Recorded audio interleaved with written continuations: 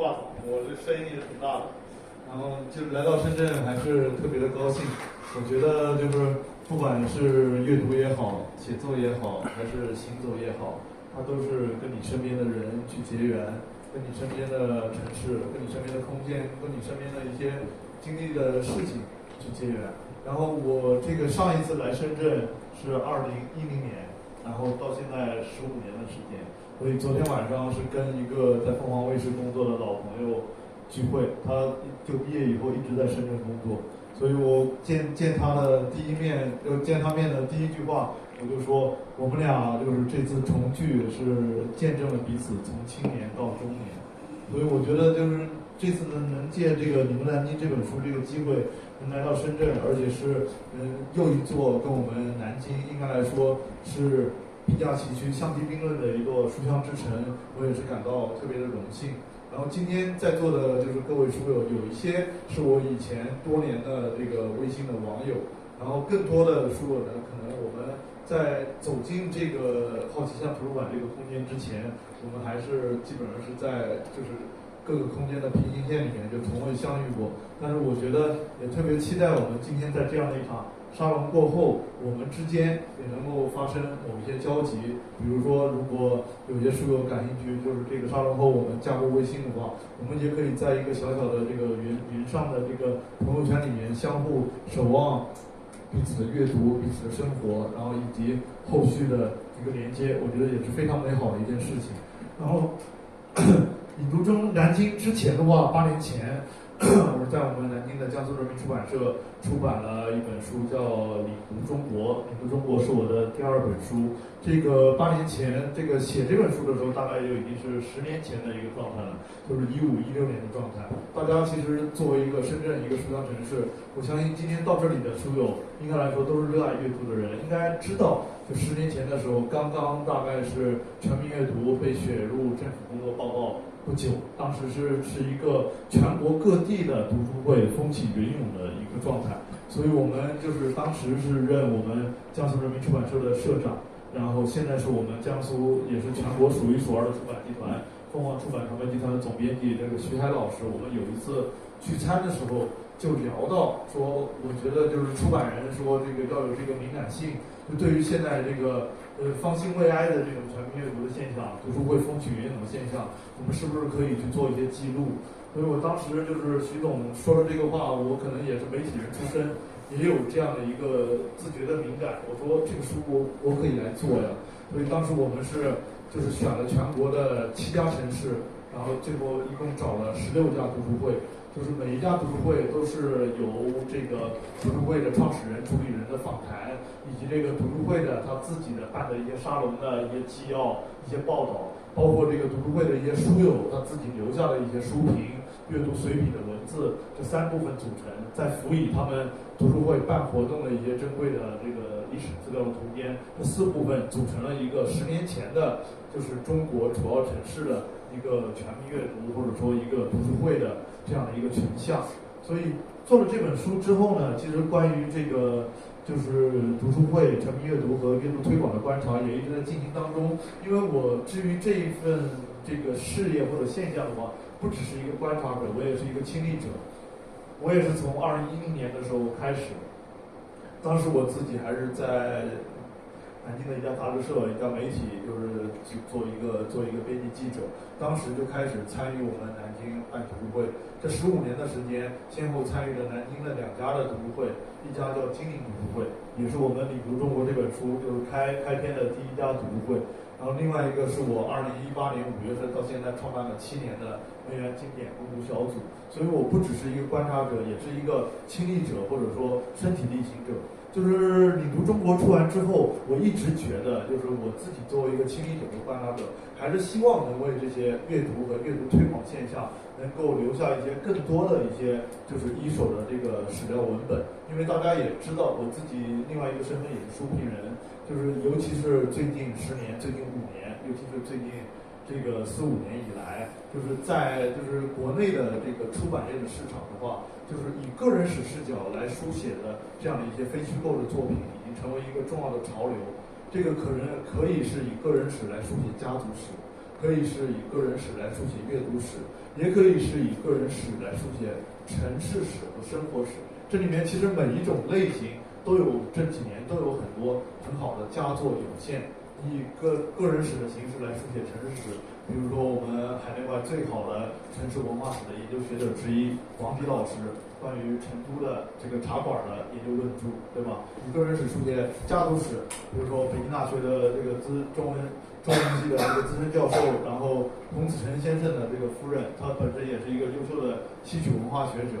然后他也写过一本就是关于这个家族史的书，所以我是觉得我们自己作为一个普通的读书人，一个普通的阅读推广人，从一个个人史的视角，继续为我们生活的南京这座城市留下一些关于阅读推广的文本，所以一直还是在做这个事情。大概是从2021年秋天，当时还是处在疫情当中，我们南京一家重要的独立书店叫可艺书店。它是从南京市区的南京艺术学院的这个店址搬迁到了南京的仙林大学城，在仙林大学城那边就是有一整个商业体都是可艺书店的主理人夫妇来策划的。他们的书店是位于地下的1楼，这一整个商业体都是一些跟文化或者说跟一些就是这个书店文化相匹配的一些商业入驻的空间。但是大家也知道，在当时的那样的一个环境之下，对吧？特定的环境之下，其实他们刚开业的时候就面临着非常大的一个经济压力。所以说，作为就是可艺书店主理人的这个钱小珍老师，他压力是非常大的。我自己呢，作为一个南京的读书人，我觉得我也有义务去能为南京的这些书店人去摇旗呐喊，去加油鼓劲儿。所以我在一个周末的时候就到他书店去，就跟他喝茶聊天。然后以前呢也只是知道他是我们南京的一个资深独立书店人，对他其实并没有太深入的了解。这坐下来一聊才知道，这个钱小珍老师他大概是早年是在安徽农村长大，也是得益于改革开放之初的一个良好的环境。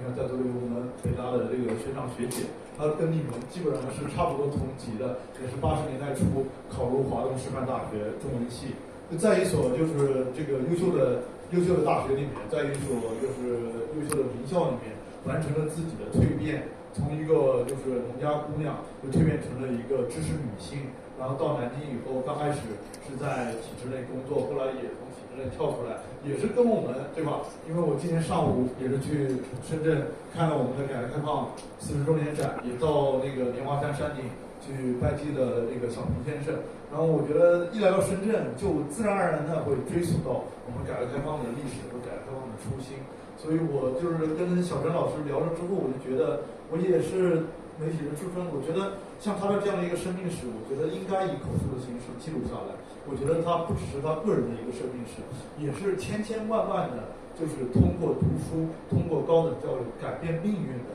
这样的一些，就是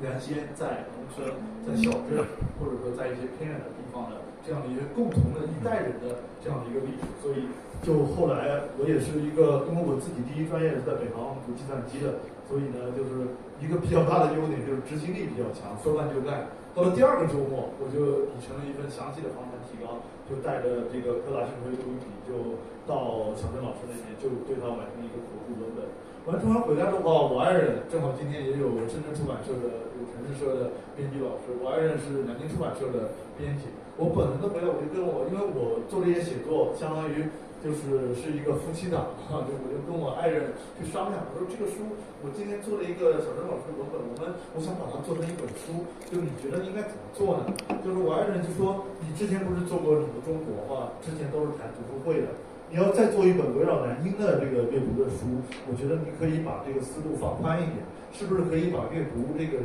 产业或者说这个行业的上下游的东西都来选一些代表性人士来做？我觉得他就启发了我，就我本职工作呢是做调查工作的，所以说呢，我就是选样方面呢也是有一些敏感性。就我们夫妻俩一合计，就选了跟阅读相关的4类人，有作者，对吧？这本书有我们南京最好的作家之一叶道莲老师，有我们南京文史的最好的学者之一陈当蔡老师，也有我们南京知名的这个诗人作家黄帆老师。然后有这个除了作者之外，作者把书写出来要有地方出版，那就由我们南京的出版人这里面有我爱人供职的这个南京出版传媒集团的刚刚退下来的这个老领导，也是我们南京最好的历史文化学者之一卢海明老师，有我们刚才提到的我之前领读中国的策划人，然后现在的凤凰的总编辑这个徐海老师，然后还有这个书出来了之后还要有地方卖，所以我们也找了书店人。很遗憾，我们南京的大家都知道，我们南京的头牌的网红书店，对吧？先锋书店的主理人钱小华老师跟我也是多年的师友，但是呢，小华老师呢一直不太愿意接受这种就是来梳理他个人生历史的这样一个这个访谈，所以邀请了多次之后，小华老师还是婉拒了我的访谈请求。但是我们这里面也有我们刚才提到的友谊书店的田小平老师。同时还有我们南京最好的旧书店之一群人书店的康伟老师，然后最后一类呢还是延续了旅游中国的思路，就是一些阅读推广人。但是我们把这个阅读推广人也做了一个范围的延伸，不只局限于这些民间读书会的主理人。你看我们阅读推广人的首位就是我们今天我们主持人张琴博士的老师，也是我们完全是可以称得上我们国内阅读文化史研究和阅读推广的，就是最好的学者，可以说我觉得这个是可以不加之一的。我们的徐燕老师还有我们当年10年前南京刚刚开始广泛推进全民阅读的时候，我们当时作为我们南京市全民阅读办，也是我们南京就是版权处的就是南京文化厅局版权处下面的就是相当于一个副牌子。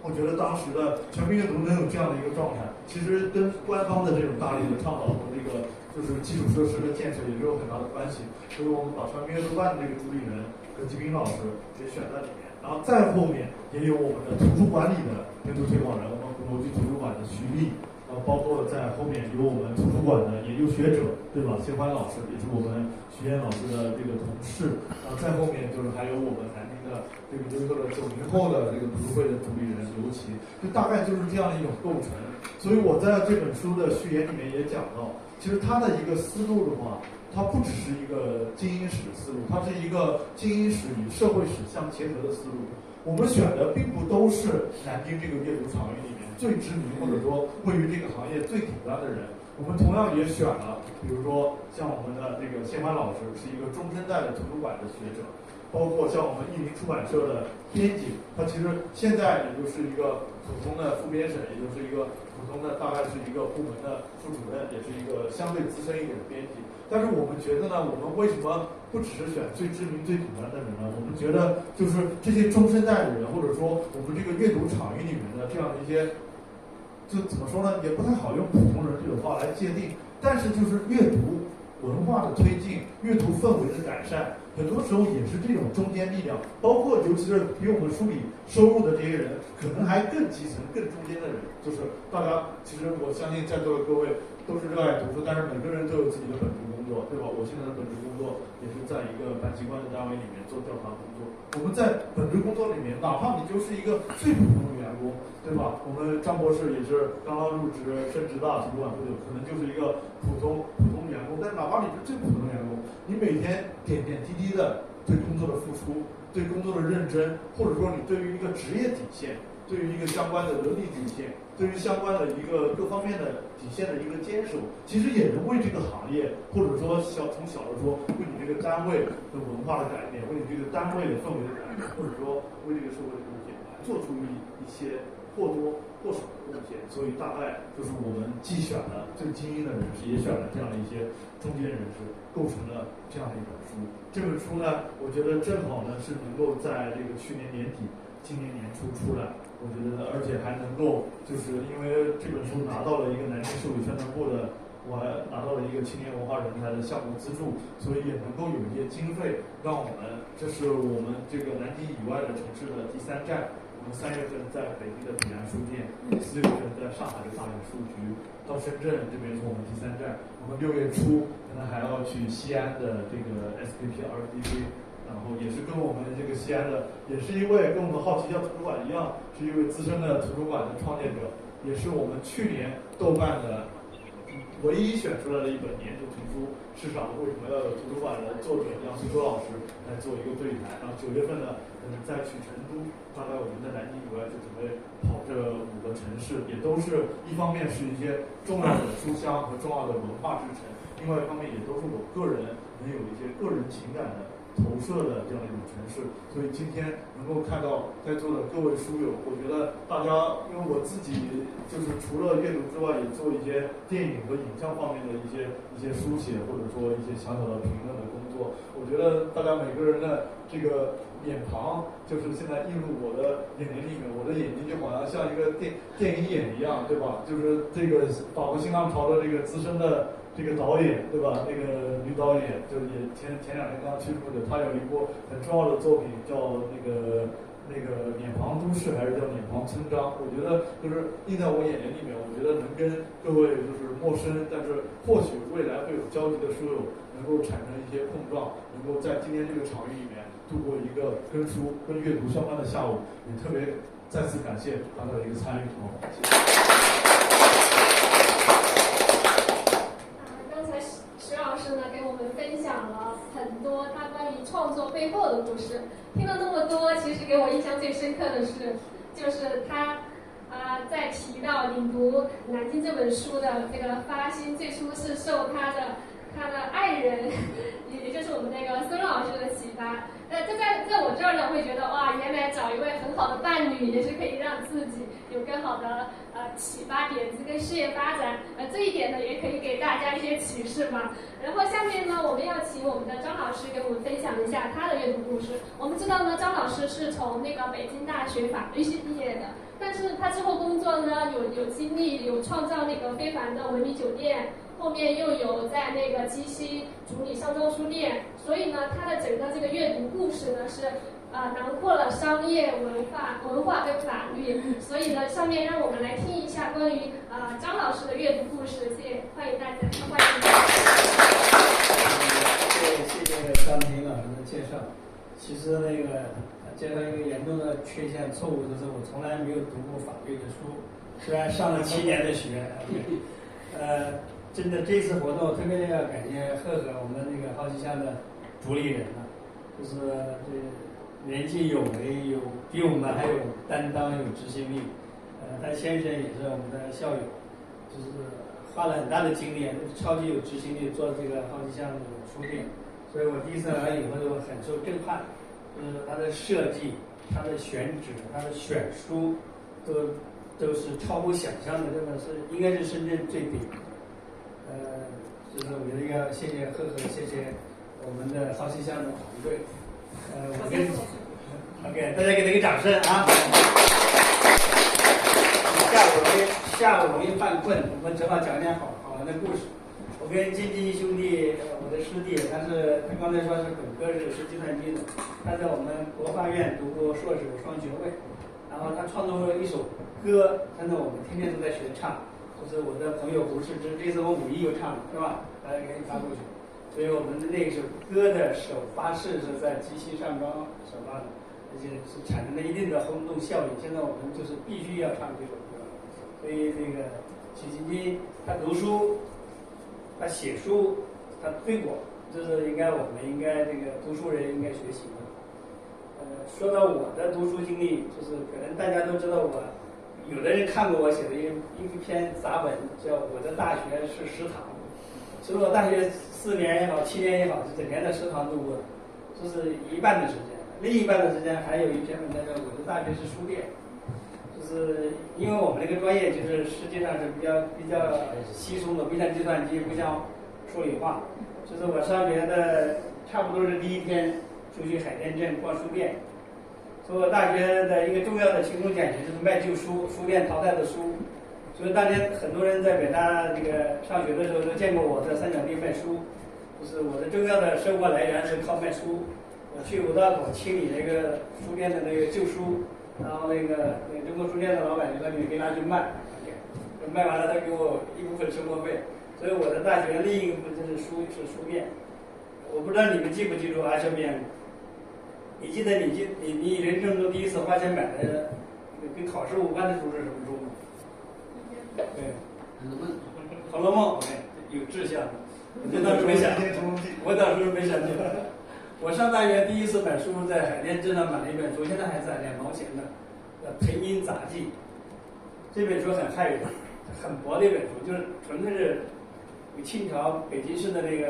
趣事，谁家花开了，谁家水果结了，谁家请吃饭了，谁家请打牌了。这个为了这本书，大家有人去过上庄的，我今天在上庄书局花了很多钱栽那个紫藤树，今天很给面子，紫藤盛开，对吧？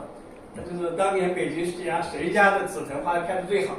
谁家的蔷薇开的最好，有这么一本书。这个是一个作者，我一直很羡慕他，我研究他这个作，后来研究一个作者，是一个浙江人，在北京做官，是一个四品官，他很有闲心，我觉得很好。我希望有人就记录下来的深圳，谁家的院子这个花园做的最好啊？谁家打牌组织的最好？谁家喝酒组织的最好？我觉得一个不一定要记录那些宏大的叙事，记录一些我们个人的更个性化的更有意思。说到我这个读书阅读经历啊，就是一方面其实我读很多跟学校有关的书，就是我觉得像那个废墟中的大学这一套系列是北大出版的，人大出版一套系列也很好，就是像迷你版一个与众不同的大学，人大也出了一套系列。最近清华出版社也出了一套教育的书，就是我一个是我以前的工作跟教育有关，所以我看大学如何管理，如何治理。这个对我的这个职业是有关系的。另一个我读的时候很闲书，都是文史哲的闲书。我家里，我原来在北京工作，08年过来，我北京的家和深圳的家相边去过啊，京都也去过，全是书，跟图书馆是一样的。我家里摆的书有1万多册，我自己藏的书有3万多册，我最近都运到那个机器去了，而且很珍贵的书，可以卖钱的。就是还有人，我在那个香格里拉也有书店，我推荐大家读。刚才我还在分享有一本书叫洛克的传记，就是苦行苦旅。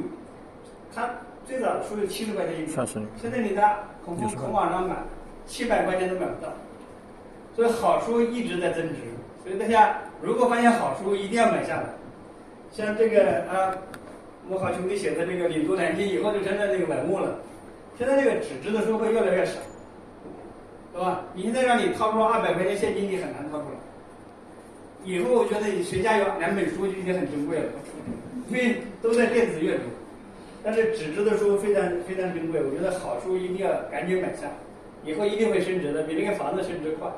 现在你把你那个旧书放在孔网上或者放在别的地方卖，肯定很快就卖掉。所以我读一个和教育有关的书，一个是跟文史哲有关的书，所以我就。我还读一些跟国际有关系的书，所以这个读书害人，也读书也成就人。我觉得是书成就了我们，还是我们的人生成就了这个书的阅读的历程。所以我很久就读国际政治经济的书，跟金融云我们交流的比较多。最后读世界史、世界政治，就是布尔津斯基的一套系列。我个人认为。国际政治没有超过布尔津斯基的，那些人所谓的中国汉学家写的这个关于中国的书，都达不到我们这个好奇象选书的标准，是吧？真正布尔津斯基那几本书是绝对顶流的。所以我看到这个书，大家，所以我13年就去了以色列。14年在以色列，我在特拉维夫、耶路撒冷就建了创新中心。但是我就看塔木德，看创业的国度。我最早在深圳分享就是创业的国度、创新之城，所以我在深圳有建创新中心。所以一方面是读书成就了我的这个人生的轨迹，另一个呢，我的人生的轨迹又不断拓展了这个阅读。所以我这几年在安徽鸡西建书店，所以我在那里发现那个桂枝书院是1007年创建的。桂枝书院培养了很多人，所以我又在那里挖书，我就挖到那个王毛英的书。王毛英是中国被资本论里面写的一个唯一的中国人，我就把他的书给找来，是吧？他就当时就大概在咸丰的时候，他就写奏折，如何印货币，不能印大钱，要印小钱，要控制通货膨胀。所以读书拓展我们的思维，也拓展我们的足迹。所以包括我这些好朋友们也跟着我到处跑。所以我觉得阅读是很个人的事情，但是也是很叫什么群体性的事情。08年到我从北京到深圳工作，就09年初我们就成立了北大五四读书会，这个张老师和赵金龙师弟，这个肖斌都是我第一批最早的创始人啊，你们也是创始人，主理人。我们那个年代10年前吧，每次搞活动都是上千人，读书分享会，全市人民都很欢乐。所以我从08年开始创建五四读书会嘛，大概在这几年也还可以，就继续坚持。报社也很支持的，宣传部都很支持。所以我觉得个人的阅读可能会变成一个群体的一个体验，群体的体验会形成社会的一个认知。所以说读书是吧？表面上是这个晶晶在写书在读书，我们召集聚在一起，就变成一个集体的认知，就是从一个公共的个人的知识，会变成一个群体的知识，或者变成一个群体的智慧，最后我们变成一个群体的价值观。真的，像那个金龙啊、肖别，我们经常聊天，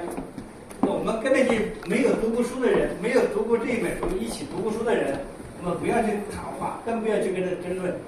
啊，这边我说对不对？对，他老愿意跟人看账，是吧？辩论有什么用呢？你读的这个，你读南京，他没有读过，但是他天天给你看，是吧？他说那个肖别是公共知识分子，什么这什么，那有什么用？你读的时候他没读过。你看的时候他没有，他听为所未闻，所以我说个人阅读会慢慢的变成一个集体的智慧，集体的智慧变成一个共同的价值观。没有公共阅读，没有一起读过同一本书的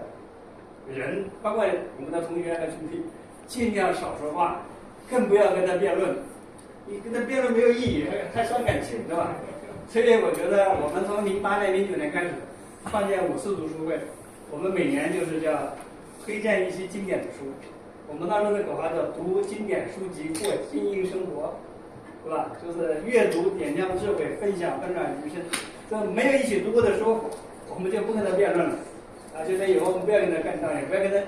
少跟他谈话。所以我觉得个人阅读是很快乐的事。这几年我们一起阅读，我们一起读书，我们一年搞几次读书会，我们形成了一个公共的认知。我们甚至一起打牌，一起喝酒，一起旅行。我觉得这个是从个人的阅读体验变成一个读书群体的一个认知，变成一个公共的价值观。如果有机会玩，有一起喝酒打牌，如果还有机会一起做一点小事儿，比如说我做的这些图书馆这个乡村阅读，这个金融啊、云他们都集体参加，外乡里也都参加，是吧？我觉得这个就变成了我们变成一个公共的一个责任。我对外我们没有这么说，事实上我们无论是在甘孜、在香格里拉还是在上庄，事实上它改变了一个小村庄、小集体的一个公共认知，对吧？就是像这样一个图书馆一样。你们有没有看过那个电影？你哪些电影你印象深的和书店和图书馆有关的？刚才那个张婷说，这个晶晶的成功重要的是找了一个做编辑的爱人。所以我觉得我印象中有好多电影，美好的事情是发生在书店。我们五四读书会，我前几年每年证婚至少5场以上，很多人来读书的时候，我就跟他说，反正你的读书会找到的男朋友女朋友一定没错的，是吧？所以你看那个叫什么爱在，就是那个 Before the Sunset 是吧？爱在黎明，爱在落日，都是在书店，都是在莎士比亚书店是吧？所以我希望通过这个晶晶的分享，然后有机会呢，就是个人的阅读，把它变成一个社会的文化，是吧？或者我们一个共同的认知。还希望在书店通过读书有更美好的事件发生，是吧？我们也希望经过南京啊和深圳有更多的这个交流。南京真的是我是很向往，是吧？千年古都，文学之都。深圳他们都谬传说是文化沙漠，是真的一个谬传。是吧？10几年前我就参与过这个10大观念那个书的与专家的讨论，就是你看一个阅读，它变成一本书，当它成为一本书的时候，它可能一个2、3千万人或者更多人的一个认知，是吧？所以读书的力量真的是非常超越我们的想象。我也祝愿那个今天这个领读南京，在深圳有更大的影响力，最好超过在南京的影响力。现在我们新来的，我们都是各个读书会、读书群的群主。这个赵老师是我们这个叫什么北大蔡英会的群跑步群的群主，是吧？张老师是深大的这个中文系的教授，我们这个袁老师袁博士是我们金融跑步群金融群的群主，是吧？就是都是我们这个肖别老师是深圳市领导要这个网，他所谓的网民就是他一个人。每次领导也跟网民对话，就是他就是那个网民。所以我期待我们今天我们那个朋友，这个也是知名的投资人，对，特别巧也在这儿。对，所以今天你面对的不是一般的读者，都是各群的群众。希望你在这个你能来用你的这个金鸡，虽然是我们去年在西溪认识，以前也了解。所以他这里面选的书，刚才选的这几篇文章是他做的，是他选的，他的质量非常高。我也期待我们将来，比如说好奇下，好像有人编书，也号召大家写东西，写文章，就是让很多事情在书店，很多美好的事情在书店发生，好吧？好。我就插一小句啊，其实我觉得就是大家有这个历史或者刘文本的意识非常重要。因为我爱人在南京出版社嘛，他最近刚刚接了一本书，就是我们江南非常重要的10多年的独立书店，苏州的应该来说苏州的第一独立书店慢书房的主理人，我们要出一个他10多年的一个回顾的一些史料文选的一个书，现在找到我，他专门找到我爱人这边来做。我觉得好奇项只要继续积累下去，一个书店做一本书，一个图书馆做一本书，这些东西你不用在意它有多少人读或者卖多少，但是只要它能够出版出来，这些东西是留得下来的。但是有些东西其实大家也知道的，这个时代很多有的东西，它其实可能都是过了原因。好，谢谢。他说的这个卖书房这个主理人徐涛也是我的好朋友，这几年我和他在网上也推广过广西师范出版社的书。更好玩的是苏州有一个那个文学山房，那个老祖宗，搞了一辈子，他100岁了。对，98岁的那一年，我带了好多深圳的书友去拜访他，他还给我提名呢。张春波，对，中央电视台报道过的，人民日报报道过。所以他从100岁了还在主理一个书店，真的很厉害，在苏州。所以我希望我们这个好奇项，对吧？呵100岁的时候还期待组织我们竞争。不过至少我觉得有一点哈，幸好我们现在还没到1岁，所以这个事儿还比较早，回头等我10年。对。今年我就1岁了。对。要励志。好，非常感谢我们张老师的分享啊，在张老师讲的过程中，我们也非常沉浸其中，他讲的关于这个书店主理人背后的故事，他的阅读故事，我们可以看到阅读它其实不仅仅是我们个人的精神领地，它也是我们连接城市和个人的一个公共的纽带。然后我想说，深圳不是文化沙漠，大家应该有可能有看到过我们4月份深圳市政府才出的那个深圳市的一个阅读报告。然后深圳的去年的人均读书量是22册往上，所以这个数据是在全国遥遥领先的。22册的话，真比以色列人还多了。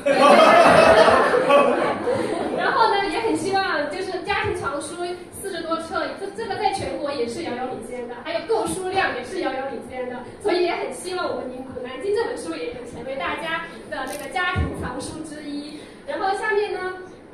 我们就是在要请我们的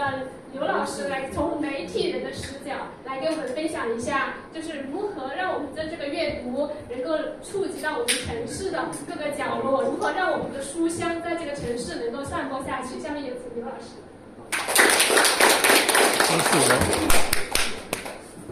就是刚才张老师讲说，有1000多人参加的一场关于读书的一个活动，我觉得这个我不敢想象，我觉得心里感觉已经有一种宗教感了。对，就是因为我当然我在深圳也参加过很多活动，我自己担当主角的去面对的去讲的，大概有几百人吧，但是这几百人都是孩子，都是我去了一个学校，才跟他们可能也牵扯到他们的学分的一个，所以他必须要来听这个关于阅读的。所以我是觉得就是刚才讲就是说咱们这个领读南京和咱们这个深圳啊这个关系，我们知道这个刚才也介绍了，说是都跟联合国教科文组织有关，一个是世界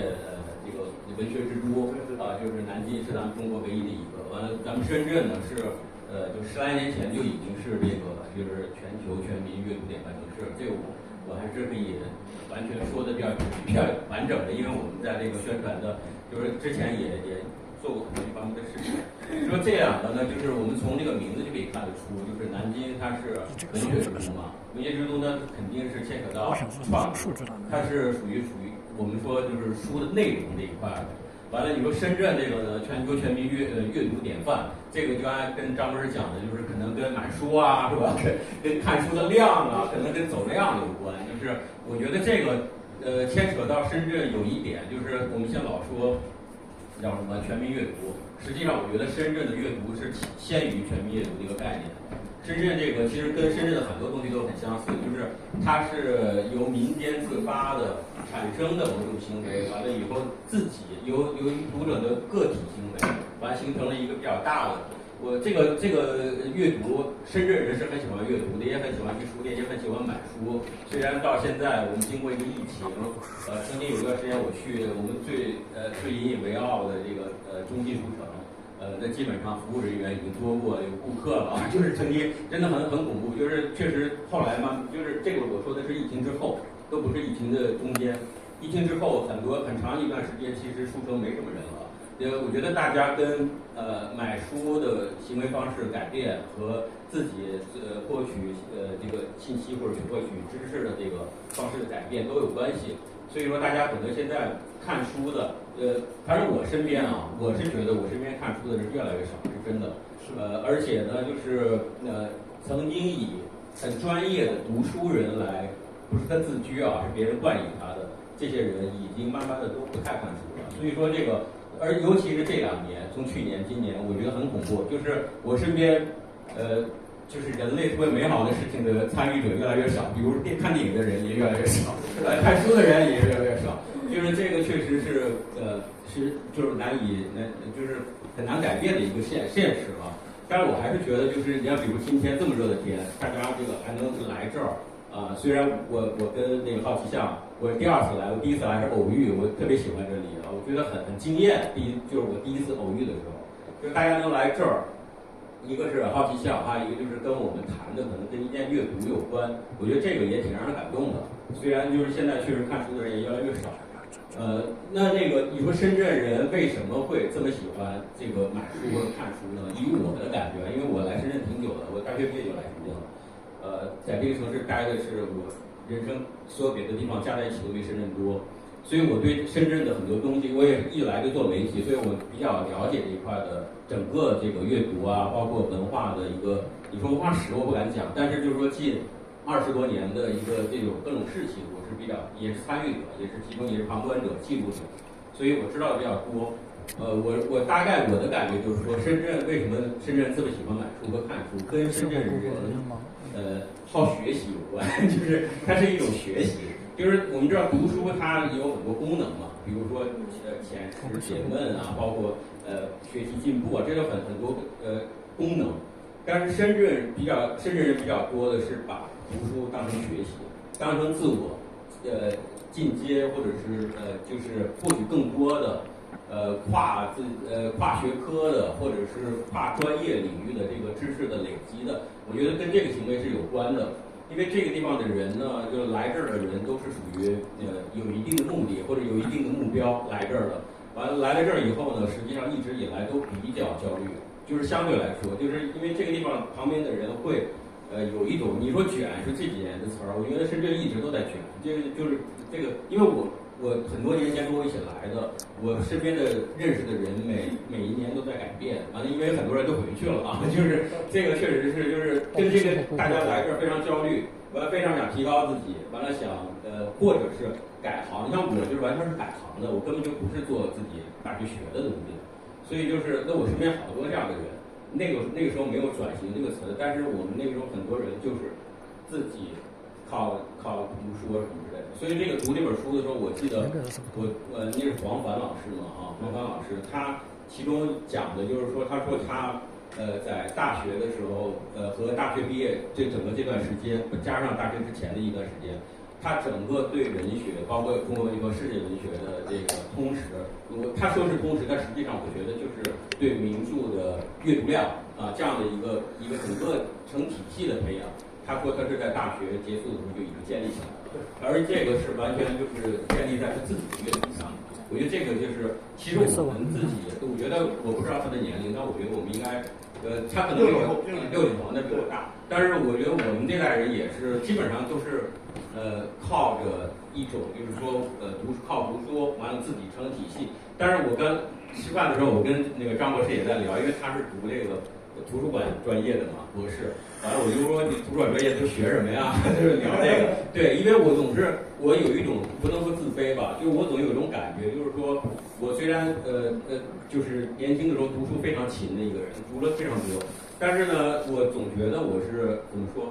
野狐禅是吧？就是还是不能体系，就是我总觉得我还是虽然我已经很努力的在建立自己的体系了，但是我觉得还是不行，就是缺乏这种。就是一种专业或者是一种这样的一种，但是我觉得深圳的人呢，就是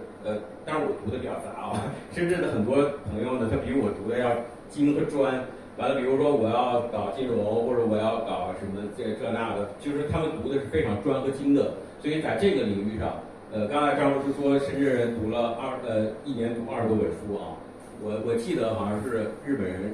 一年平均读书好像是15本还是10几本啊？那我们肯定超过日本人，不一定达到俄罗斯人或者是这个以色列人啊，但我们肯定超过日本人。但是日本人呢，我跟日本的这个朋友也聊过，他们都说我们虽然你们说我们读平均人均10几本，但我们这10几本都是漫画，所以就是因为漫画也是书嘛，这个确实是因为这个我最近的一次可能大概没有10年，大概几年前我去日本。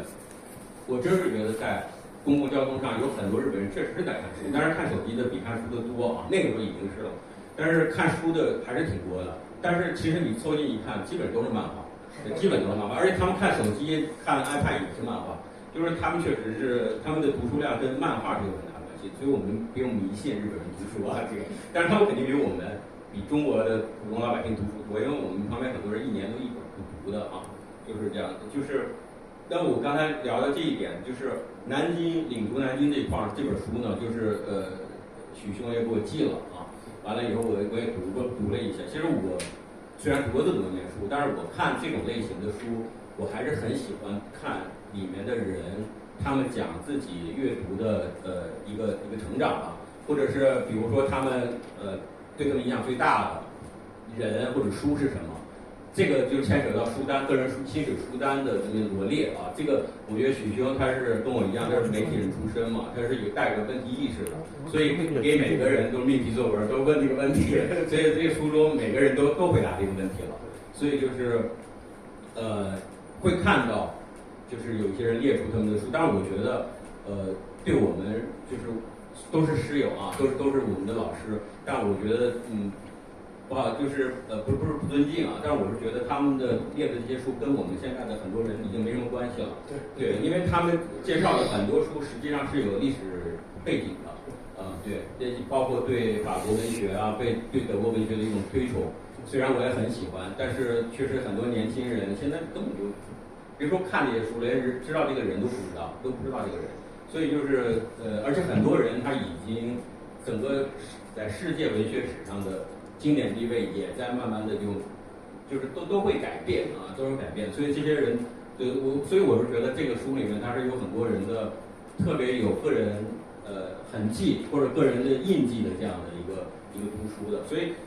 挺有意思的，可以看他们。但是我觉得其实对很多年轻人并没有太大的借鉴，这是我认为的啊。还有呢，就是我也很喜欢看他们，就是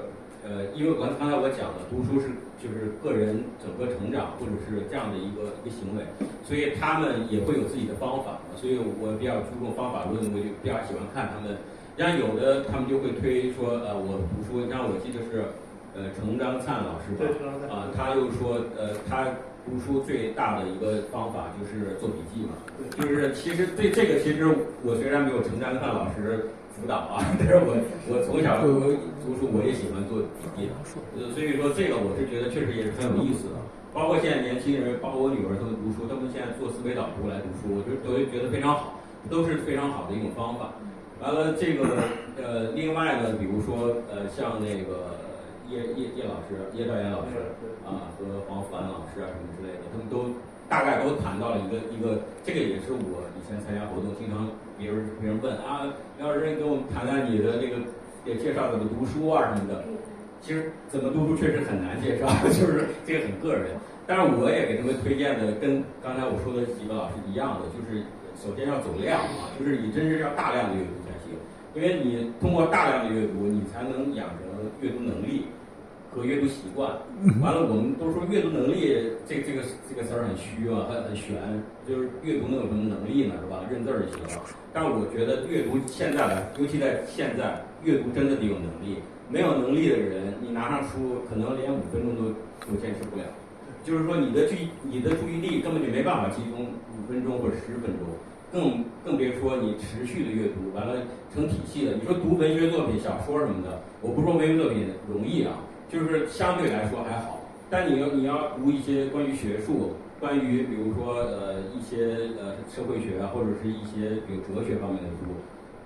你的精力没办法集中5分钟、10分钟的话，你根本没办法进入，没办法进入。我旁边我有认识一个朋友读维特根斯坦，他可能拿起过有50次，所以都也一直很难读下去。后来跟我聊过，当然我也没读下去啊，对，但是我就跟他聊过，我俩聊完了，我俩研究出了一种方法，就是去抄书。就是抄这个，就是一页一页的抄，但是我坚持能力不行。我这个朋友很厉害，对他把维特根斯坦的书他都抄了一遍，存在与时间啊，什么他都抄啊。对，我觉得这也挺有意思的啊。但是我不知道他抄完了真正理解没，也不知道，没聊过。对，但是呢，但是我刚才说的这个大量阅读这块儿，确实是很有用的，确实很有用。但是呢，这个情况呢，在我年轻的时候，或者在有某一个时代，可能是可以做到的。但因为那个时候我们牵扯到的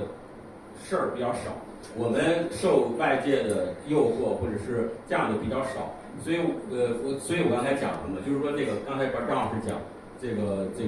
他家有3万本书啊，当然我也很震惊啊，你们家房子真大啊，因为这个确实书的这个我是太理解，我真不是开玩笑，因为你家的书越多，你会越来越觉得负担，就是这个成灾了，像我家肯定是成灾了，所以说这一点我很对不住我的家人，就是我每次我都很自责，确实是我不是开玩笑，确实是因为我占用了我们家太多的空间。我家人对我已经很宽容了，但是呢，我确实也觉得很不好。但是呢，这个3万本我也达不到啊。对，但是确实是，你说这个我们那个时代的人，我当时就在想，为什么我们会买这么多书，或者是家里有很多书，而且就版本都已经有更新换代了。同样一本书，我都不是说你要不同译者的话，我觉得倒也罢了。你同样译者同样的书，只是不同版本的，我家都好多种。就是为什么还不舍得丢？所以我是觉得跟我们这代人其实有关的。我们这代人实际上都是属于恋物癖，就是这个确实是我不开玩笑。就我们这代人，一个是对物质上的东西确实是比较迷信，就是现在的很多年轻人，他们其实不要物质上的书，他不要纸质的，他们看电子书会看别的东西。但是我们这代人对纸质、对物质的东西太迷恋。但是这一点可能跟我们年轻的时候的这个获取太少，所以说现在后来有一种补偿心理可能是有关的。我觉得这个就是我小的时候为什么我对书这么就是喜爱什么的。我上初中、高中的时候，住校了，完了家里给钱，完了除了1个月吃饭的钱，我都会省。能省，我比如我家人给我50块钱，我能省出20块钱来，那我1个月只花30块钱。我20块钱会干什么呢？买本书，买盘磁带。就是我们那个时代就是这，就是但是呢，一年下来我能有10几盘磁带，我能有也不能10几本啊，有大概20、30本书是我自己买的。我们这代人像我家绝对不是书香门第，我虽然我小的时候我们家是有，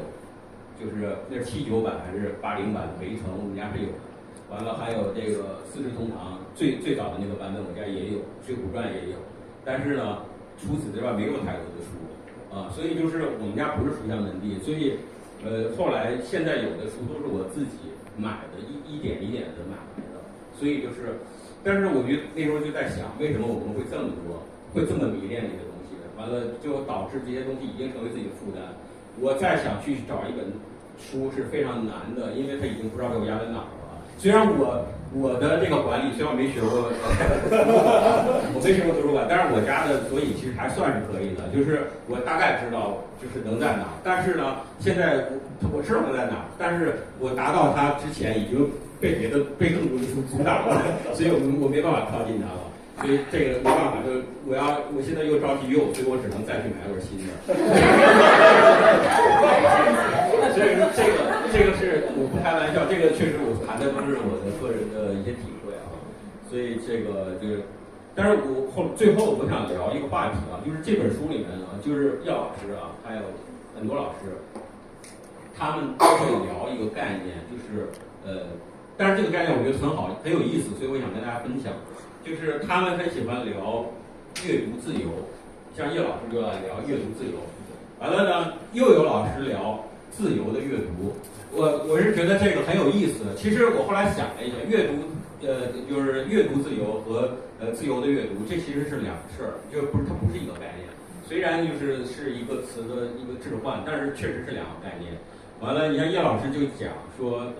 这个阅读自由呢，他就讲各种各样的关于阅读自由啊什么的。但是我特别，我先把叶老师放后面啊，我现在讲自由的阅读。自由的阅读呢，像好像是程老师啊，他讲自由的阅读，他就说自由的阅读不能有功利心，不能有这个目的，不能有这个功利心啊，也反正你要有意思，就是说我们要相对比较比较单纯的啊，比较这样的去来阅读。我一半同意，一半也不太同意这个就是自由的阅读这个他的诠释，但是这是他的理解啊。但是叶老师讲阅读自由，他开始讲的也一些，但是我特别同意他的一点，就是我都不知道叶老师他就是照理说是老先生了啊，就是他能有这样的一个概念，他就是说他认为看手机。看那个就是刷那个短视频，他说的看手机和刷短视频并不是跟书有关的，不是说是一个人在给你讲一本书，什么5分钟带你读名著什么的，类似于这种。虽然这种东西我觉得挺可笑的啊，但确实这种视频挺多人看的。这个他说的就是说是你看手机和看短视频，内容不限读书的，他觉得也属于他理解中的阅读自由。广义的这个老先生，我觉得太了不起了啊！就是因为这个，虽然我很不同意，对，但是呢，他确实如果可见，这个老先生他没有完全架空，他是真实活在这个时代，他关注这个事情的。就是我身边有挺多人，我对他们也非常尊敬，但是他们其实还停留在自己自我感动和自己的一个这样的一个，就是总觉得会。把阅读，尤其阅读纸质书，当成一种特别，就是你必须要做到的这么一个事情，一个硬性的指标来，就是要求，所有的人，尤其是要求现在新的年轻人，新的这个小孩什么之类的。我觉得这个我们的孩子，我觉得这个其实不太了解现在的时代，现在时代真不是。还有就是我们今天跟张老师我们俩聊天的时候聊这个就是孩子阅读的一块儿，完了张老师的孩子比我的孩子要大一些啊，所以他的孩子那个时候我觉得可能还真的没有那么多的对他的诱惑外界的这些东西，所以他读了很多书，我也很羡慕，也很敬佩。我的孩子在我的这个同龄人的孩子里面也算读多的了，但是呢，我就是在对他的发现，就是因为我从小就给他认字的时候就给他讲书，完了一直很久了。后来我给他编故事，有点像罗琳似的，给孩子编故事，编了很多。我那时候我有点后悔，我就给他录下来。因为我给他编的故事都成体系了，都成那种，其实后来应该写成书的。但是呢，这个后来又给他用我自己的理解给他讲名著什么之类的，又给他讲。后来他认证了自己看，他在自己同龄人里算读书多的了。但是我对他的整个这个成长来说呢，就是我发现他在小学的时候是他的阅读的黄金时期，完了到了初中以后，就不太行了，但是也还好。而且呢，我们国家有那个教育部的有那个对孩子初中的有那种必读书和那个选读的这种名著啊，或者是课外书目什么的。我觉得这个开始我们开家长会的时候，很多家长都不同意，觉得这就是刚才程老师说的，你这给我们要有阅读的自由，你们这个不给我们阅读自由，你们就给我们限定，让我们一定要买这几本书，完了你学习孩子就得读这2本。但是我那时候就是觉得，能通过学习就是校方的压力和这种约束，能让他们产生一种就必须要一个学期读完几本书，这已经非常好了。我现在我那个时候我就很体谅这个东西了，也很觉得这个东西让孩子受益了。所以呢，到了高中以后就更没时间了。对，就我最后想说的这个例子，就是想说明什么呢？就是我刚才讲的阅读的自由，自由的阅读。我是觉得，我刚才不是说我同意一半吗？其实我还有一半就是我觉得阅读其实，在自由以外应该有限制，就是有约束。自由就是阅读应该有约束，应该有任务或者有量化的东西。这个时候呢，才能在今时今日才能真正的能培养起阅读。所以就是不同时代有不同时代的方法，可能这个是我们这个时代要面对的啊。谢谢大家。我平时一般我在南京也办图书馆，都是坐在张博士这个位置，就主持人的位置，所以就是刘一思老师也是兄长啊，就是刚才的分享，我做2个小小的注释。就第一个注释呢，叶兆言先生，他家里面是4代以文学和写作为业。他的爷爷是叶圣陶，然后父亲是叶之善，然后他的女儿现在也是在南京大学文学院副教授，也是研究文学研究。他自己现在应该是我们南京市作协的主席，也是南京就是写南京这些历史文化、城市文化最好的作家之一。然后第二个就是还是跟大家传播一下，大家如果有书写的志愿、兴趣和爱好，尽可能写下来，哪怕现在出版不了，这个将来说不定你哪怕捐给档案馆，总有一天能有传播的机会。因为刘一思老师刚才说的，给孩子讲述这个想法，我就有一个中学同学，就是他现在是复旦计算机的教授，最早他就写了一本给自己孩子讲中国历史的书，最早也是联系到我爱人的那个南京出版社，后来就是种种原因没能在这边出，后来他就在他复旦大学出版社出了这个书，就成为了这个书出来很火，成为一个网红作者。后来他第2本又写了一本给孩子讲人工智能。就上个月刚刚拿了新一年的那个中国好书，对，好，谢谢。非常感谢刘老师的分享。其实刘老师在谈到这个阅读的方法的时候，我也会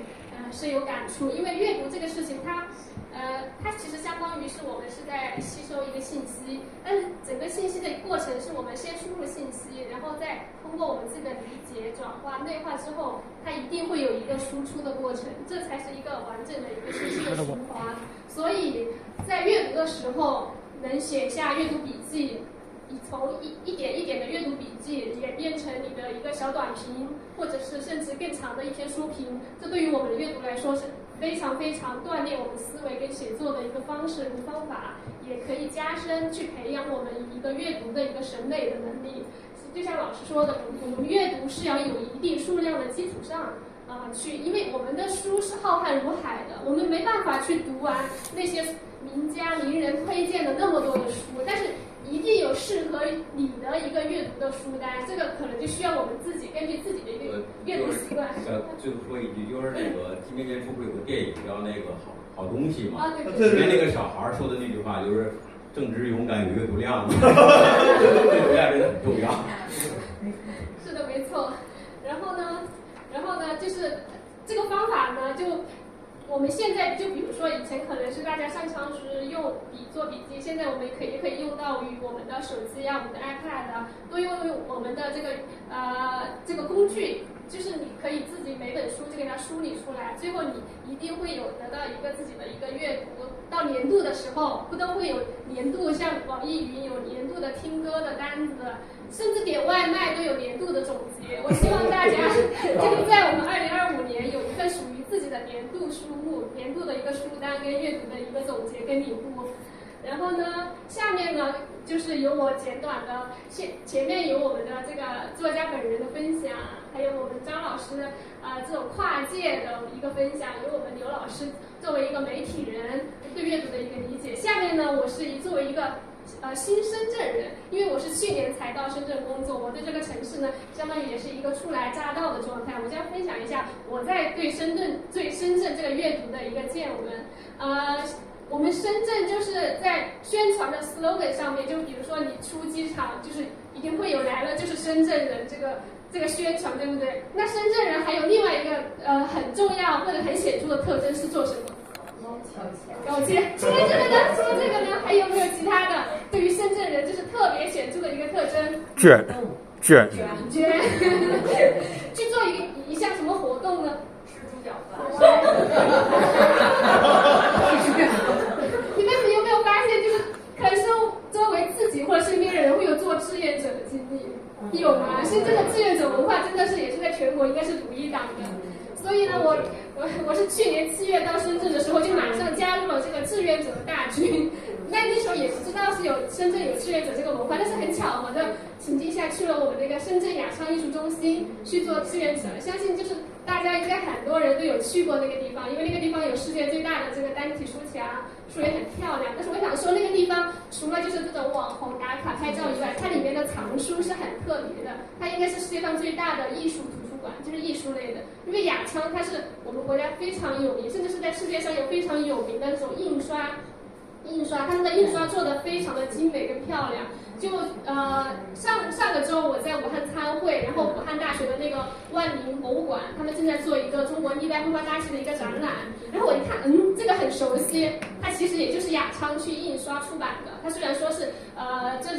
是浙江的出版社牵头，但是实际上的承印方是雅昌。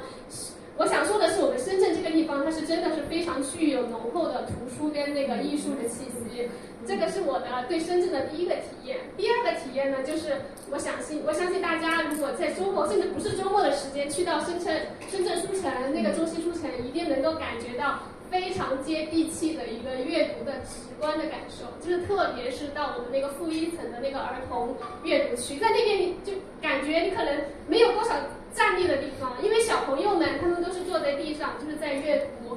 有很多不只是小朋友，是我们的家长爸爸或者妈妈，就是带着孩子就打开一本书，然后再给孩子们一起的去讲解、去共读的这样一个过程。所以我想说，如果大家在没有灵感或者是不知道要干什么时候，也许可以去书店看一看、走一走。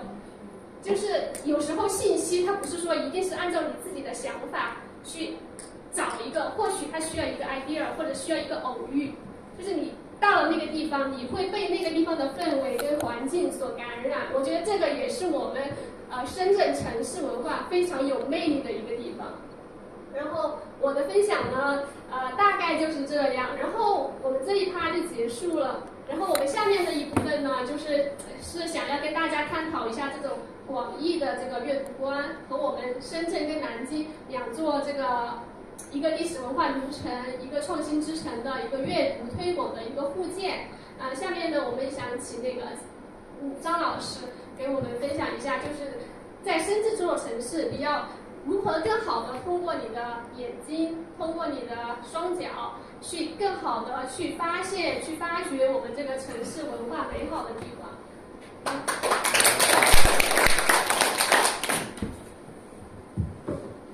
我是08年来深圳，我们5.4读书会是08年成立的。10年我们这个书友们一起写过一本书，叫《阅读看见未来》，也是出版集团宣传部也有我一篇，也有你，但是我找了54个人，是吧？找了54个人写，就是一个通过读书，你发现那个有共同爱好的人。就是我们早期成立的时候没有几个人，对吧？后来也越来越多。就是第一个我就发现这个人的美好。就大家都觉得忙啊、搞钱啊、竞争呀、内卷。实际上读书的人很多，那读书的人你怎么发现跟你读大致类似的书的人？就是通过读书、通过分享、通过活动。就像今天这个活动，你其实都没有特别大规模的推广，那别的人怎么会知道呢？是吧？一定是跟这个有关联的人、热爱这些人、关心的人转发。所以读书可以找到有共同这个价值观的好朋友。所以在深圳，我来的那一年，深圳市的户籍人口不到300万。现在没多，现在500万了。没多少。所以就是说，深圳市就是我们的在区人口有超过2000多万。在这2000多万的人口里，怎么能找到跟你的频率、价值观、阅读观、知识体系类似的这些好朋友？我觉得这个第一，读书可以找到你虽然是个个性化的体验，但是能找到一些好朋友。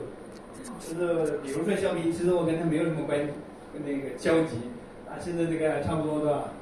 16、17年了，成了好朋友，是吧？是我们一起读书，一起搞活动，一起诗歌朗诵，一起去玩儿，去过很多地方，是吧？所以这个读书呢，遇到很多认知一样的人。第二呢，读书可以去深圳，就在深圳这个城市，可以去很多很美好的地方。就是以前我也是真正只是逛中心书城和南山书城，后来那个出深圳出南山的第一站，我们是去到宝安书城，他发现宝安书城人也很多啊，宝安书城规模也很大，这个周末真的人也很多，就是读书分享啊，做一些交流也很多。现在那个龙场的书城人也很多，就是跟中心书城规模越搞越，就是那边的人口也越来越多，所以你发现那个城市的美好。那么特别是我觉得是15年以后吧，这个像大沙河这一片，还有城市公园，还有很多社区现在都有以这个著名的作家、教授命名的书屋。像那么陈平原老师在深圳在南山有书屋，是吧？这好多以这个老师，是吧？平山也有，南山也有，所以他们有时候也在那做分享，是吧？所以我觉得能发现各个地方的一些美好的事情在发生。沙河沿线还有一些小的书屋、咖啡屋，我觉得也是一个很好的读书休息的地方。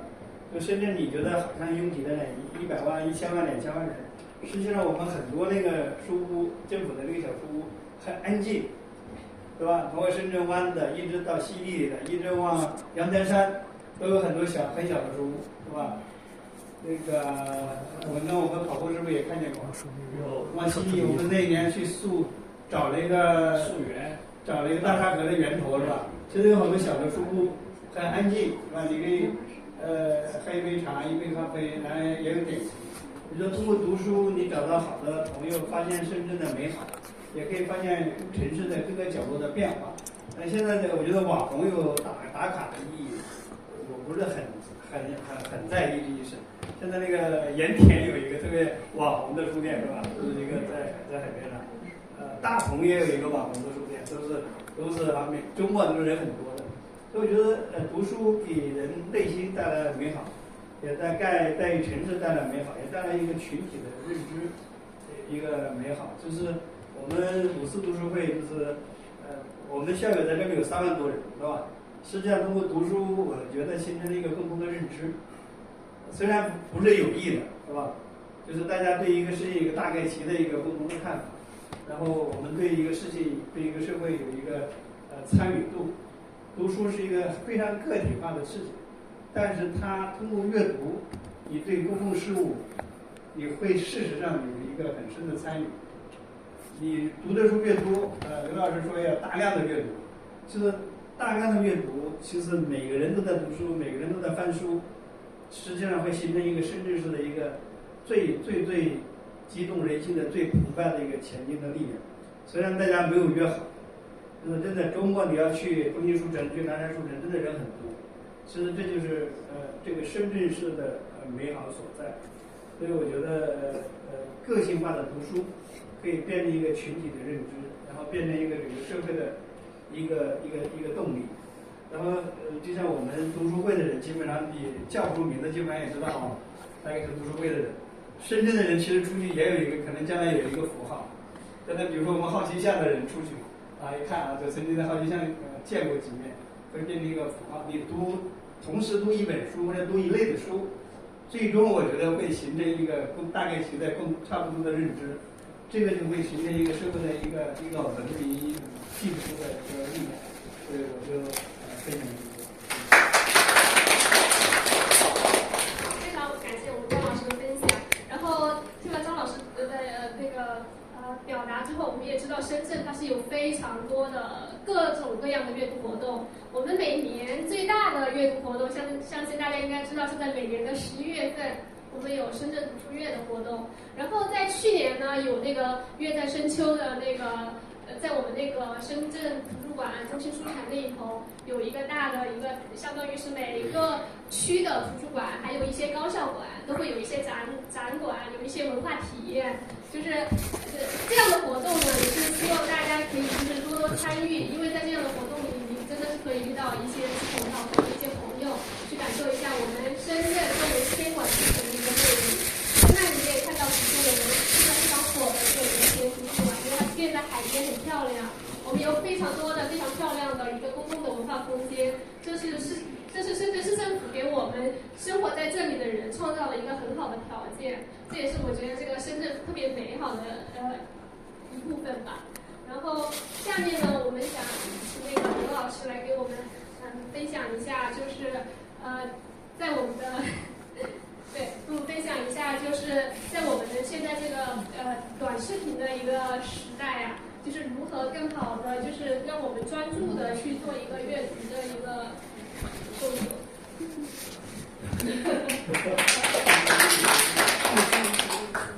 这个问题没法回答，因为我不太看短视频，真的，我没下过这个什么抖音啥的，我没下，都没用过。当然不代表我不了解它，我还是去了解了。但是我确实，因为我觉得没那么多时间干这个事儿，所以没用过。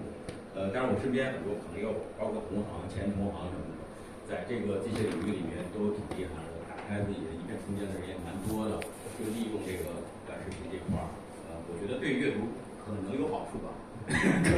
这个要打个问号，就是我其实很早以前我就说过，就是我对这些。就是好像在帮助你阅读，就是我不是说大家打着这个幌子啊，就是说这个说这个事儿，就说我们这个事儿是帮助大家阅读，或者是我们这个有助于阅读的很多东西，我其实都很支持的啊，对，都支持的。而且我觉得这些事儿不但可能帮不了阅读，可能最后毁了阅读。因为这个其实牵扯到一个就是眼球争夺嘛，就是其实你的各种产品，多媒体产品出来的越多，实际上。它都是在争夺你的眼球嘛。其实眼球大家就只有两个，对吧？所以就是你这个，我不可能一眼看手机，一个眼睛看书嘛，对吧？或者是看一些，我不是说纸质的书啊，但是说确实这个更多，但是这个事情已经成事了，已经成了一个现实了。所以就是它不是我这个人，或者是我们一批这样的人。我们是有用的，我们是无用的人，所以说我们说这个话或者是提出这样的观点是没有用的，所以我觉得这就是关于这个阅读这一块。完了，这个说那我想说一下深圳和南京啊，就是刚才这个张老师讲，就是这个读书月，我记得好像是在大前年，22年还是21年的时候，那时候好像疫情刚结束，完了这个。就是深圳读书月，就是那时候搞了一个叫双城，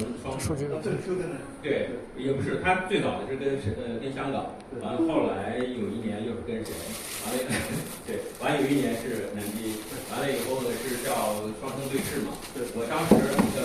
本来是让我们去南京，后来我有事儿去不了，完了在南京做过活动，后来又在深圳做了请的南京的作家又在深圳做的活动。我这个印象特深刻，因为那个时候虽然南京我去过南京，我特别喜欢南京，但是我是觉得就是深圳和南京的气质确实是相差太大了，对，所以就是你从书店上来说就是这样，但是其实我是前些年去的嘛，这些年我也不知道南京可能也出了很多类似于像，就是我不能说千人一面啊，就是长得都很像成品模式这种书店。就是因为这种模式的这个书店在国内曾经是大家特别向往或者特别觉得好的，对，完了就各种各样的模仿，完了就对。南京刚开了方所。对，那就是方所实际上就是学成品模式嘛，就是我们知道这个，就是我说的成品不是深圳成品啊，就是台湾的台湾的成品的，它的那种运作模式和它的样貌和它的那种整个的那种形式，后来在整个华人圈，尤其是在内地这边，完了在苏州那边也有了，或者深圳、广州那边慢慢出来了，完了方所又跟进，方所实际上你其实很难界定它跟成品有什么区别，那就挺像的。其实，因为这种书店实际上我从开我真不是说我有那个什么的，我这个人是个怀疑主义者，但是确实我去台北，我在台北的我去了台北的4个城市，我台北的4个城里，还有高雄的1个城市，我总共在那次去台湾去了好几个城市，都去了解了。其实他们都性质不太一样的，但是我们学的不好的就是最可悲的是我们学的就是只是他们的样子，就是成品的样子，并没有学到他们就是真正的去扎下来，完了以后去经营这种阅读或者经营这个本土阅读的这样的一个环境。他们那边那时候包括我那时候认识的像杨照啊他们那些人在成品有特别系列的各种各样的讲座，那时候跟贺老师也聊，他们这个好奇上也有类似于这样的课程，我觉得非常好，这就对了，就是这个就应该有这样的东西，才能让这个空间。我不是说我再好奇下我怕好奇上，就是说深圳的这个这样的书店太多了。刚才张老师讲各种网红啊，各种什么的，深圳的书店都是有的是世界知名设计师设计的，完了以后都是可以就是在世界上你某一个地方或者整个这个书店都可以去角逐是不是所谓的世界最美书店。实际上我认为世界最美书店这个概念就很扯淡，就是包括什么最美的书籍的评选，我真的觉得都很傻。就是每年评的那些最美的书籍，我真觉得那都不是书，比如说那其实是另外的一种产品。对，完了包括书店也同样是这样的，就世界最美书店，动不动就是我们被评了十大最美书店啥之类的。这种10大最美书店，我是一个媒体的人，我就是虽然我不是很专业的啊，但是我比较爱去了解这方面的。比如深圳那时候一开书店，当然我说的是疫情前啊，疫情后我也不太去了。就是疫情前那个时候深圳突然有段时间特别流行，就大概有5、6年吧，有几年特别流行这个概念，就是一个商场起来了以后，一定要进驻一家书店，完了以后呢，这家书店一定是最高层，完了来辐射。这个我觉得可能后来学的就是成品嘛，因为我们知道台北的成品都是在一个建筑的最高嘛，大家要走到最高处，完了再辐射人下来，其实是引流的。就我们大概都了解这个商业模式。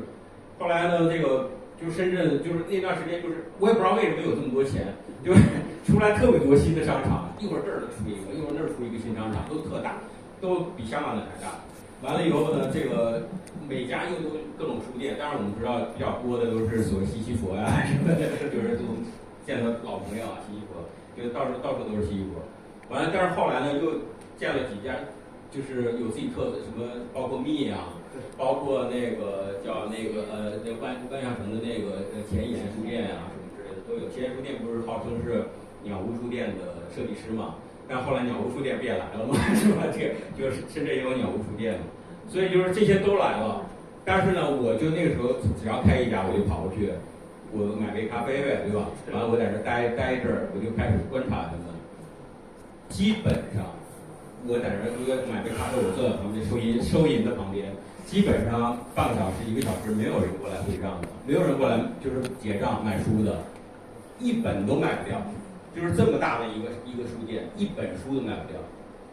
所以我当时就是说，这还叫书店吗？实际上就是在网红打卡嘛，就是在拍照嘛，给大家提供拍照场所嘛。完了后来呢，我也跟他们聊嘛，他们有的时候也请我过去做讲座，后来我就跟他们的经营主理人认识了以后，就聊他们这个模式，基本很多都是属于物业开发出来的，或者是拿他们引流的，有这样的一个钱，有金主的，或者本身就属于这个商场的，就是商场的一部分。所以它其实并不是书店，就是在我印象中啊，虽然我比较苛刻啊，这个我的这个认知，虽然我刚才说的这些话有点严厉啊，大家听听爸爸，对。但是确实这个，我是觉得这些书店并不叫书店，就是靠卖一些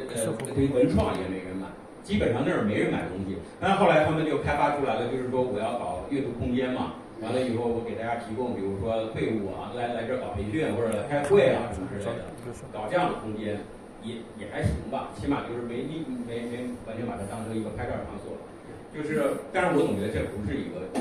一个好的阅读方式。我觉得像就是确实，我不是说我夸那个像我那第一次来，我真是偶遇的。完了，我把这每个地方都转了，就是每个书架呀，包括选书啊，包括它的一些什么之类的，我是真的觉得很好。尤其是它在的这个地方特别好，它不是一个大的商场或者是一个什么之类的，它实际更多的是这个地方这个社区的，它其实是一个社区的。实际上我们对我也比较喜欢看那个就世界什么知名书店历史啊这种书啊，我也看挺多的。所以说我们知道的特别牛的，就是一直能做的，比如说大概几十年或者是恨不能有多少年的这种，现在已经成为读书人心中圣地的这样的一些书店，实际上都是社区书店，就是国外的，只不过它后来名气做大了，它变成世界知名的了。但是它在那地方的时候，它就是个社区书店。完了，再加上呢，我们知道国外呢，他们是有出版自由的，所以书店都有出版权。所以呢，在比如说二战之后或者二战前，那时候大量的知识分子集中在欧洲的时候，那个时候有各种各样的人。所以包括作家，包括各种学说的人，完了出版社是有出版权，所以他们给大量的这样的，尤其法国的这个书店，英国都不行，因为主要就是法国，对，它特别多自由各国的知识分子，包括美国都跑这儿来了，所以呢，就给他们出书，所以呢，造成了这些书店的一种世界知名度的一种产生，所以他们才成为世界知名的。实际上，你说从它的规模，从它的受众，都是社区书店。我真是觉得做得好的、做得长久的，就是社区书店才行。商场书店肯定不行，所以我是觉得这个就是这个坚持下去。虽然我知道你们的方式我还不太了解啊，但是我觉得就是能一直做1年挺好的，就是对。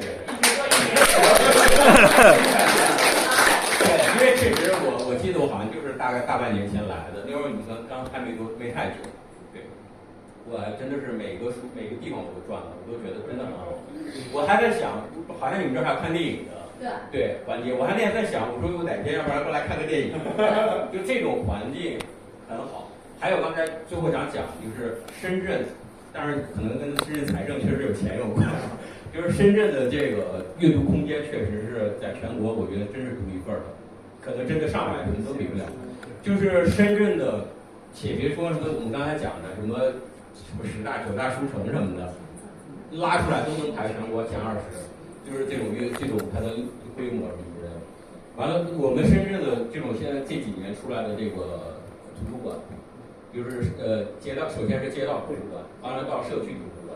我们旁边任何一个小社区图书馆，我觉得大家在座的肯定都很了解。只要稍微观察一下，你旁边的社区图书馆都很棒，就是他们真有钱，我觉得。一个是硬件很好，完了以后他们进的书确实是，我不知道谁给他们开的书单，但他们确实挺不错的，真挺不错的。所以我在想，我那时候为什么要买那么多呢？对吧？就是完全就是我，其实是我虽然也有深圳图书馆的那个办的，这不是我很早到10几年前我就办了，但是一直后来这些年都没去。但实际上现在社区图书馆和各种各样的那个街道办的不要说了，街道图书馆已经是都非常大了，都很可怕。还有刚才这个最后张老师讲的，说是这个深圳的，就是各种学者呀什么之类的。我觉得大家要真的留心的话，深圳的这些首先是区图书馆、街道图书馆，在这个我社区图书馆不敢讲，但是区图书馆、市图书馆就不说了，就区图书馆，就是罗湖区的南山区图书馆，还有什么各种街道图书馆，他们办的这种活动，请到的嘉宾已经很可怕了。就是大家只要稍微了解一下，全是国内知名的、著名的这些学者或者作家，都很厉害。但是我作为媒体人，我真是要说他们的，就是他们真的不知道推广，就是他们也不知道记录，我不知道他们哪来的那么多钱。完了以后请这么多人来了以后呢也不记录，完了也不做别的，就是好像只是把人请来了，在这儿做个活动，完了请来一帮人在这儿听一下，这事儿就结束了。这个 KPI。对，就没有，根本没有。完了，我们那时候我那时候在以前在那个就是青岛出品的时候，那个时候我确实我资源也比较多。全国各地的出版社什么之类的，我这边都认识。完了，他们只要来深圳做活动，有的时候是来就是图书馆，不是来那个书店啊，市图书馆，有的就是来小地方。其实他们都是不声张的，就是来这儿拿着钱，完了演个讲就走了。后来呢，但是这些有的时候他们是带着以新书来的嘛，所以就牵扯到出版社，出版社就会告诉我说，哎，要是我们谁哪个作家这个周末可能会来深圳，完了咋，完了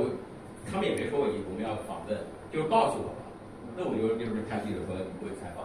我们那个时候就把这个当成一种我们为深圳来留存一些东西。我们当时真的是就几年下来，我们做了大概不是说有几百期吧，至少有超过100期，就是名家的访谈呀，就是来深圳的，全记录下来了。但是这些东西现在来说，现在别说看书了、看报纸，这些没人看了。完了，他们的电子化也不行，产品也没怎么做。所以这些东西慢慢的，我觉得也都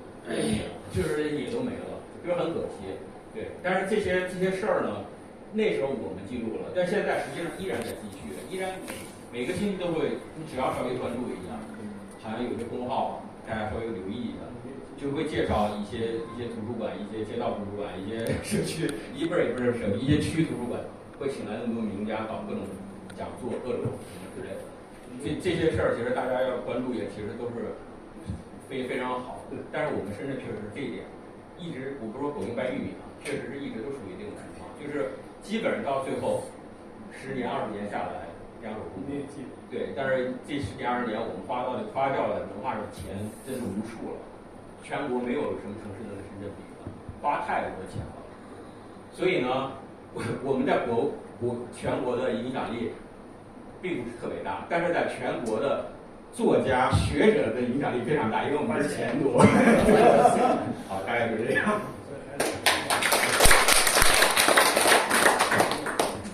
非常感谢我们刘老师分享一下我们深圳的这个公共文化的一个空间，讲解了一下我们这个深圳的一些阅读活动的一些情况。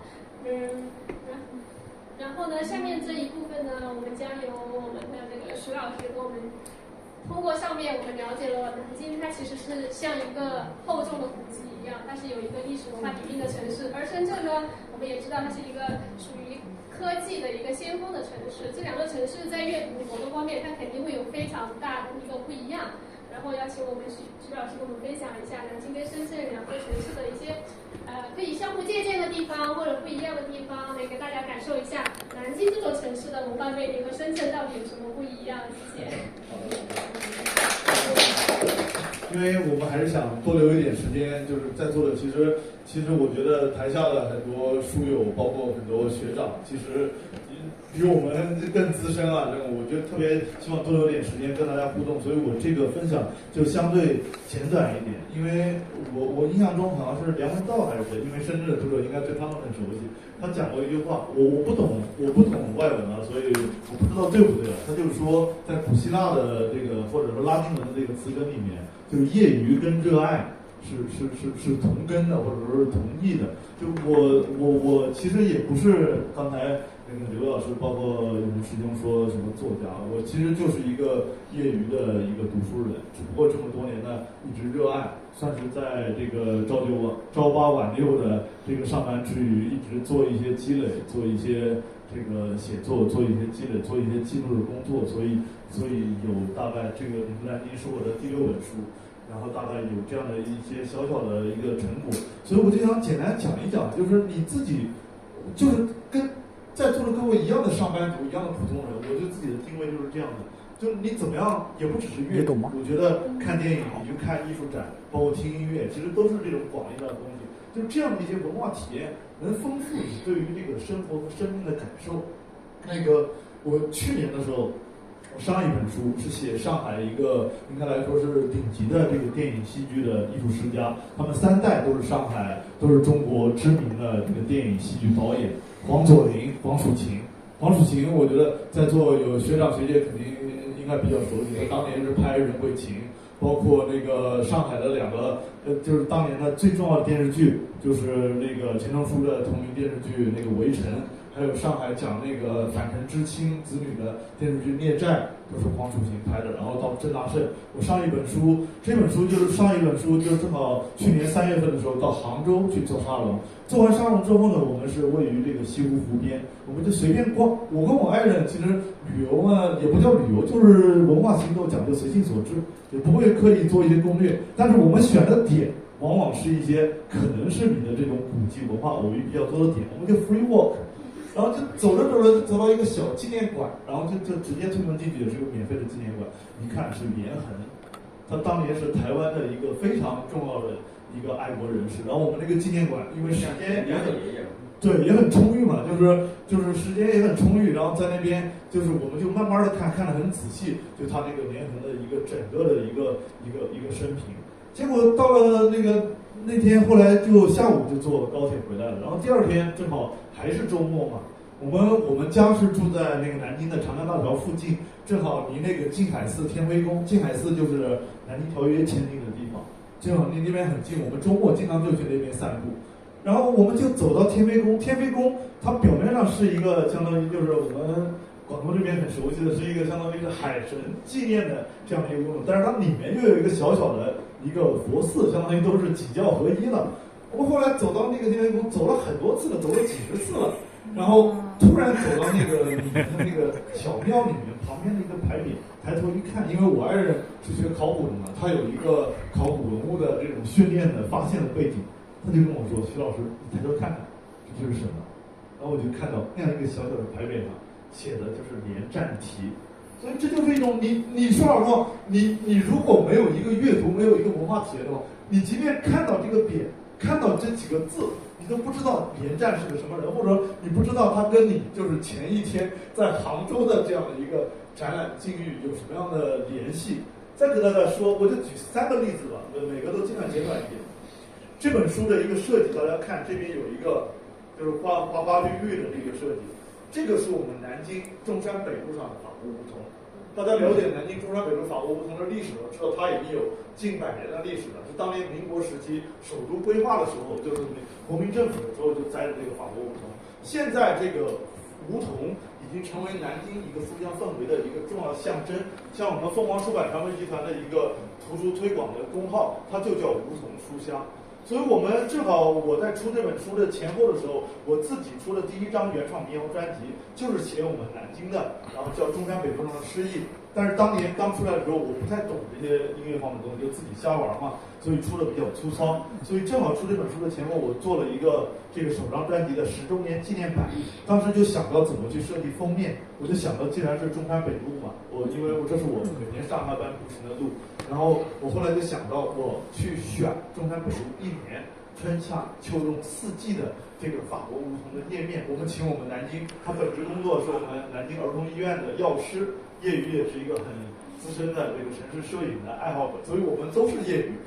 余爱好。就请他花了1年的时间，我说他叫柴云，我说柴云姐，你给我花1年时间，我每年春夏秋冬，比如3、6、9、12 4个月月末，我设个提醒，我也来提醒你，帮我们到中山北路上去拍一张图片，组成的这个图片构成了我这个10周年纪念版的EP的一个封面。后来我们又想把它拿到这本书上来，然后就构成一个梧桐书香的这样的一个礼读南京的一个隐喻。后来这本书出来之后，也是我们北大的一个校友，跟我是2017年同时当选全国10大阅读推广人的外研社的李鸿飞校友，他出来之后说，我这么多年一直在设想，因为很喜欢南京，一直在设想能够以南京中山北路上的梧桐来作为封面的一种这种创意。他自己也是一个出版人嘛，他说感谢金弟兄，就把这个创意落实到了自己的这本新书当中。所以我就觉得这些文化都是相通的。再说一个最简单的例子，还是跟这个树相关。我们自己家里的小区，我住了10多年，然后因为我跟我爱人都是工薪阶层，我们就一直住在一个老小区里面。就是这个小区是南京80年代初建的，当时是一个样板小区，但是现在已经很陈旧了。我们住的那一栋楼是96年建的，是这个小区最新的一栋楼。下面呢，原来有很多树，后来都砍掉了，都做停车位了，但是还偶尔有一些树。然后我有的时候就是我们晚饭后就跟我那小鱼一块儿在楼下散步半个小时，但是有的时候呢，小鱼他可能有事儿，他就不陪我散步。他不陪我散步的时候，我就戴个蓝牙耳机，在楼下一边听音乐，一边就来回走，来回走。有的时候就是也会看嘛，因为你总要有一些体验，就看这些树。就是有的时候就是隔几个月，因为基本上都是跟爱人一起走，隔几个月可能有一个独自行走的机会，听着音乐再去看这些树，你会看到树的叶子的变化，会看到它呼吸的变化，会看到它这个树叶、树木的一些成长和变化。我们是丁克家庭，但是我相信大家在座的有孩子的家庭，尤其孩子比较小的时候，都能体会到这种陪伴孩子成长的这种乐趣。然后这个时候，你耳朵里听的音乐，也是我们北大应该来说，我们北大校友里面应该来说是粉丝量最高、影响力最大的民谣创作人。我们陈碧学妹的就是最新专辑，它主要是根据北欧那些诗歌改编的专辑，就听着她的那个音乐，她正好就在唱。就是那个北欧的那个诗歌里面讲的，就是我的生命是一座花园。就你这种东西，就是北欧的一些，因为它在一个苦寒的环境里面，在一个崇尚自然、人口又比较稀少的环境里面，他对这种自然的深切的体悟、深切的那种感知，然后借助于我们陈碧学妹的这样的一个把诗唱成民谣的这种诗与民谣的对话，然后再传递到一个我们有一个共同的母校背景的，就是我们普通读书人在一个老破小小区楼下的时候的这种行走当中，在对着一个普通的不能再普通的老树发出的一些感慨。所以我觉得这就是你做一个有心人去阅读、去观影、去做一切范围的这个文化体验，并且把这些文化体验落实到你的日常生活当中，时刻在这当中丰富你的体验，丰富你的对话感知。那我们每个人，对吧，都是有生有死来这个人世间一遭，我们能活出一个，把一个日常平凡的生活活出一个丰富的味道，也不枉到人世间走一遭。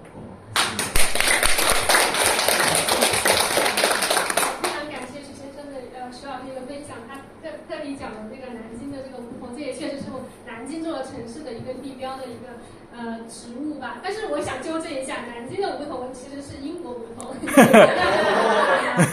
是我们就是上学的时候，生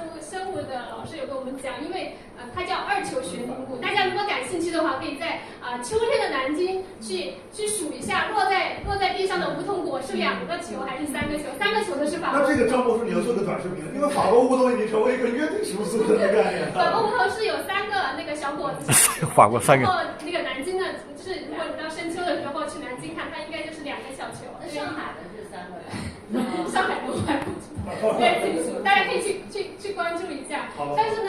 是呢，就是一个城市，就像南京，它除了有梧桐以外，它还有梅花，就是它有这个城市特有的一些文化的一些植物的一些代表。像我们深圳的，就是我们的三角公园，对，然